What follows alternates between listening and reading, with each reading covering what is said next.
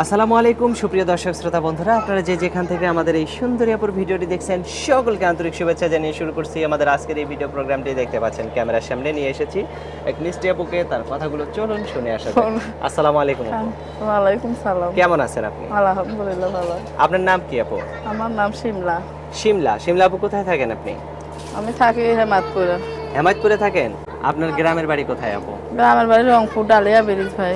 রংপুর? হ্যাঁ, রংপুর। রংপুরের মেয়ে দেখে কি বেশি সুন্দর আপনি? সুন্দর নাই ভাই, সুন্দর কই? সুন্দর হলে তো একদম মনের মানুষ পাইতাম। মনের মানুষ পান নাই? না ভাই, আপনার বয়স কত? আমার বয়স 19 বছর। 19 বছর?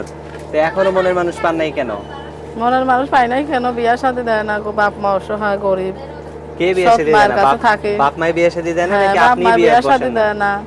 বিয়া শাদী বলে বসেনি, বসার জন্য আইলাম প্রতিবেদনের সামনে। কেউ যদি করে তার কাছে বিয়া শাদী বসে আমি তার কাছে চলে যাবো ভাই। আমার সৎ মায়ের সংসারে আমি থাকবো না। কেন, সৎ মাই কি জ্বালা যন্ত্রণা অনেক করে? অত্যাচার করে, অনেক জ্বালায় ভাই। যে সারাদিন কষ্ট করে কাজ করে বাসায় যাইমু, ওই টাকাটা হাত থেকে কাইরা নিয়ে যাইবো আমার সৎ মা।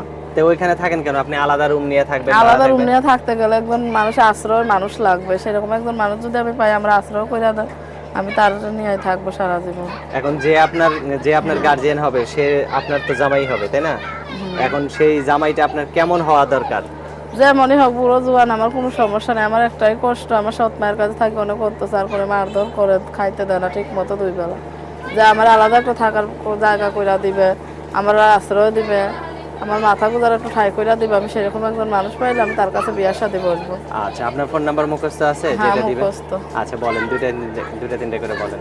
0188 0188 06 06 29 29 68 68 3। 3। এটাই তো আপনার ফোন নাম্বার? হ্যাঁ, এই এটাই নাম্বারে আমার ফোন ফোন দিলে আপনি নাম্বার। স্যার আবার অন্য কেউ রিসিভ করবো না তো? না, এটাই আমার ফোন নাম্বার, এটাই আমার বিকাশ নাম্বার। আচ্ছা ঠিক আছে আপু, আর কিছু বলার আছে আপনার?